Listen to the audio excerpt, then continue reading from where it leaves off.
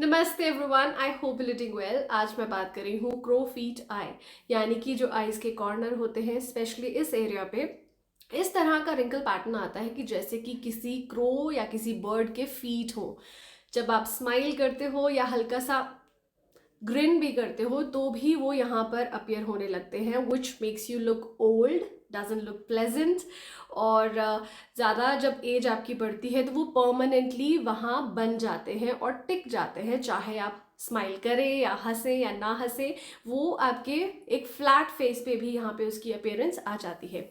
सो क्यों होता है, क्या होता है और आप इसको कैसे ठीक कर सकते हो, वो सारा इस वीडियो में डिटेल में शेयर करूंगी। बिकॉज मेरी लास्ट वीडियो जो मैंने एक बार पोस्ट की थी अंडर आई बैग्स के ऊपर, उसमें मुझे बहुत सारे कमेंट्स आए थे कि प्लीज़ आप क्रो फीट आई के बारे में बताएं कि इसको हम कैसे ठीक कर सकते हैं। सो क्रो फीट आई होता क्या है? ये एक सेट ऑफ रिंकल्स होते हैं, ऐसा पैटर्न होता है रिंकल्स का जो बिल्कुल आपकी आंख के इस साइड बिल्कुल यहाँ कॉर्नर में बनता है, स्पेशली जब आप स्माइल करते हैं या फिर आप ग्रिन करते हैं। I mean when ever you use your upper cheek bone या फिर अपनी स्माइल मसल्स को आप यूज़ करोगे तो वो यहाँ पे अपीयर हो जाते हैं। इन्हें हम स्टैटिक रिंकल्स भी कहते हैं, बिकॉज एक एज के बाद ये परमानेंटली वहां पर बन जाते हैं। Even if you don't smile वो फिर भी आपको दिखते हैं। सबसे पहले मैं बात करती हूँ कि ये होता क्यों है। Number one is because of the sun damage. ये एक रियल फ़ोटो है ऐसे इंसान की जो 28 यानी कि 28 साल तक ट्रक ड्राइवर थे, और जिस साइड धूप पड़ती थी उनका फेस बिल्कुल ख़राब हो गया और दूसरी साइड का बच गया। अगर आप अपने टीन एज में, अपने 20s में या 30s में सनस्क्रीन नहीं लगाते थे या अभी भी नहीं लगा रहे हो तो आपको क्रो फीट आई होने की बहुत ज़्यादा चांसेस है, बिकॉज सन डैमेज आपकी स्किन को ख़राब करता है। प्लस अगर मैं बताऊं कि जो हमारी आंखों के आसपास की स्किन है वो कितनी पतली है, it's just like a tissue paper thin. इतनी पतली है कि जैसे कि एक टिश्यू पेपर होता है। सो यू कैन इमेजिन कि कितना ज़्यादा डैमेज सनलाइट या पोल्यूशन उसको कॉज कर सकता है। So if you don't wear a sunscreen, अभी नहीं है तो आगे आपको हो सकता है, you should always wear a sunscreen. Now बहुत सारे लोगों का फेस स्ट्रक्चर ही ऐसा होता है कि जब वो बूढ़े हो रहे होते हैं, you know when they reach their 40s और मिड 40s और 50s, उस टाइम पे उनके क्रो फीट आए बनने शुरू हो जाते हैं, जस्ट बिकॉज उनका फेशियल मसल स्ट्रक्चर ही ऐसा है, उनके चीक बोन्स की प्लेसमेंट ऐसी है या उनके फोरहेड का प्लेसमेंट ऐसा है कि जब वो स्माइल करते हैं they get this crow feet eye wrinkles here. Now ये एजिंग की वजह से सबको नहीं होते हैं। लाइक आई कैन गैस कि अगर मेरी एजिंग होती है so I would not get that crow feet I, because अभी भी अगर मैं स्माइल करती हूँ so I'm not getting any wrinkles around here, I'm getting wrinkles under my eye। so मुझे समझ आ रहा है कि due to aging I would get wrinkles around, मतलब under the eyes, not here। सो बहुत क्लोजली आप अपने फेस को शीशे में ज़रा नोटिस करें और स्माइल करके या फिर थोड़ा सा ग्रिन करके देखें कि आपके रिंकल्स की फॉर्मेशन अभी कहाँ हो रही है। अगर मैं ऐसे करती हूँ तो मेरे रिंकल्स की फॉर्मेशन यहाँ है, यहाँ बिल्कुल नहीं है। So I am kind of sure कि मुझे क्रो फीट आई की प्रॉब्लम नहीं आएगी। अगर आपके ऐसे करने के बाद आपको यहाँ पे यू नो क्रो फीट का स्ट्रक्चर हल्का सा भी minor you know baby wrinkles वैसे स्ट्रक्चर में दिख रहे हैं, so you should be very careful. Start applying sunscreen and also start taking care. अभी आगे शेयर करती हूँ आप इसको कैसे ठीक कर सकते हो। तो आई एम जस्ट सेइंग कि आप इसको चेक कैसे कर सकते हो कि अगर आपको अभी नहीं है तो आगे होगा या नहीं होगा।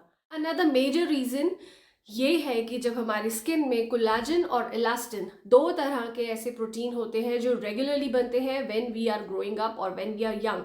जब हमारी एजिंग शुरू होती है तो कोलाजन एंड इलास्टिन जो प्रोटीन है वो बनना कम हो जाते हैं, जिसकी वजह से हमें यू नो बेबी रिंकल्स या प्रॉपर रिंकल्स आने शुरू हो जाते हैं।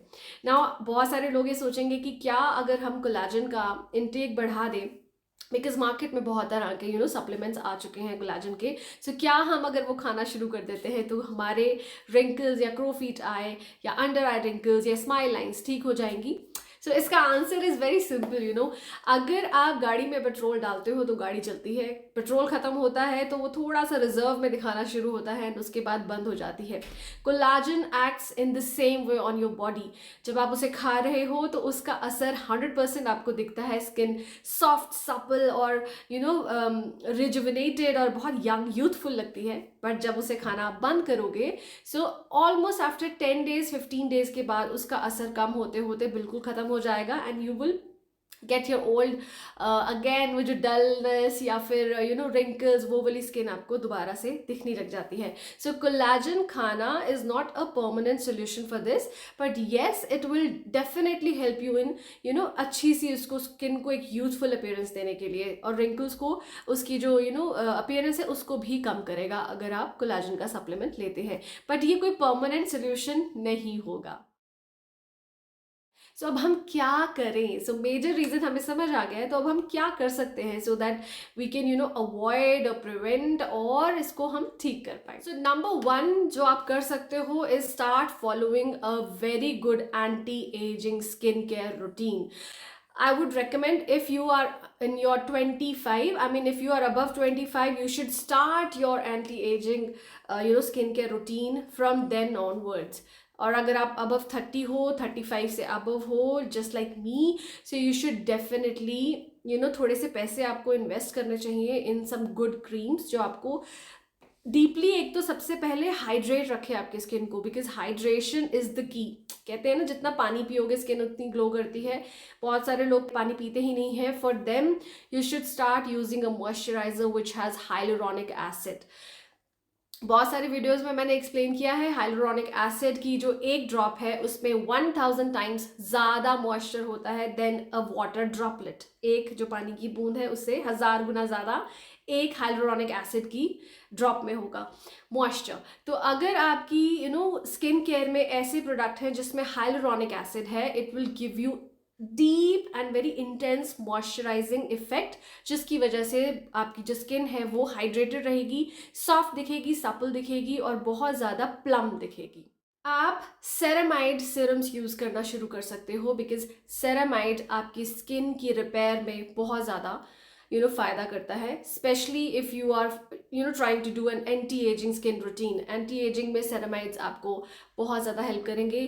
कुछ ऐसे सीरम है जो मैंने मंगाया है, मैंने अपने लिए एक मंगाया है सेरामाइड सीरम, लेकिन अभी मैंने उसको अच्छे से यूज़ नहीं किया है। उसका रिव्यू ज़रूर कभी आगे जाके शेयर करूँगी अपनी वीडियो में, लेकिन अभी के लिए मैं आपको उसकी पिक्चर शेयर कर देती हूँ in case you want to start with a good ceramide serum, so you can start with this option. बाकी स्किन केयर का रूटीन फॉलो करना on its own is very important. सुबह एक अच्छा स्किन केयर रूटीन हो, ज़्यादा लंबा ना हो, छोटे स्टेप्स हो, कम स्टेप्स हो, so that you can follow it daily. Same आपको नाइट रूटीन भी फॉलो करना है। बहुत सारे लोग आलस मारते हैं, बस सुबह एक बार मुंह धो लिया और उसके बाद धोने की ज़रूरत ही नहीं है, वो सब अब नहीं चलेगा if you want a very healthy youthful skin for a longer period of time. Of course हम एजिंग को अवॉइड नहीं कर सकते हैं, इट विल कम, जब आनी है वो तो आनी ही है, but yes you can delay the appearance of wrinkles and smile lines और ब्राउन स्पॉट्स या कोई भी एजिंग इफेक्ट्स जो आते हैं। डर्माटोलॉजिस्ट ऑल्सो सजेस्ट दैट कि अच्छी हाई क्वालिटी की आप आई क्रीम में इन्वेस्ट करें पैसे। आई वुड सजेस्ट यू कि आप सिंपल आलमंड ऑयल लगाएं। बादाम का जो कोल्ड प्रेस्ड ऑयल आता है वो प्योरेस्ट फॉर्म होता है, वो आप बाय करें ऑनलाइन, और रोज़ रात को सोने से पहले रिंग फिंगर से आप उसे 1 से 2 मिनट के लिए अपनी आंखों के आसपास ज़रूर मसाज करें एंड उसके बाद सो जाए। सो इट्स ऑयलिंग से क्या होगा, एक तो सर्कुलेशन आपका इंप्रूव होगा अराउंड द आई एरिया और ऑल्सो उसको मॉइस्चर देगा थ्रू आउट द नाइट, तो जिसकी वजह से आपकी जो रिंकल्स की अपीयरेंस है वो कम हो जाएगी। बाकी एक बहुत इंपॉर्टेंट पॉइंट है कि आपको सनस्क्रीन यूज़ करना है।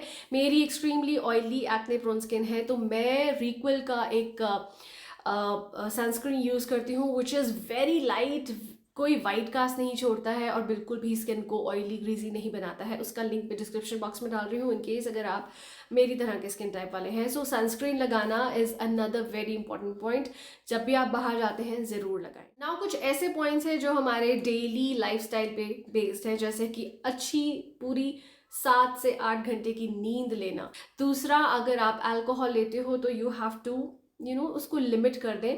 कैफ़ीन अगर आप लेते हो in the form of T और कॉफ़ी, स्पेशली कॉफ़ी अगर आप बहुत ज़्यादा लेते हो, तो वो भी आपकी स्किन को ड्राई करता है, इंटरनली आपके सारा सिस्टम को सुखाता है, स्किन को बहुत ज़्यादा ड्राइंग करता है। सो जितनी ज़्यादा ड्राई होती है स्किन, उतनी जल्दी रिंकल्स आते हैं। सो आई वुड सजेस्ट कि आप थोड़ा कैफ़ीन का इंटेक कम कर दें।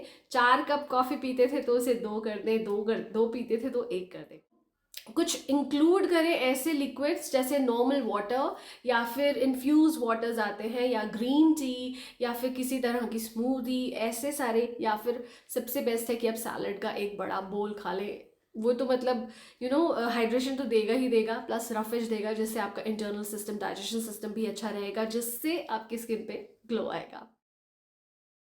ये था कि हम क्या क्या कर सकते हैं। नाउ एक रेमेडी, होम रेमेडी मैं आपसे शेयर करूंगी जो कि बहुत ज़्यादा इफेक्टिव है in taking care of your crow feet I, specially जो यहाँ पे रिंकल्स आते हैं। उसको कैसे बनाना है, क्या बनाना है, अभी बता।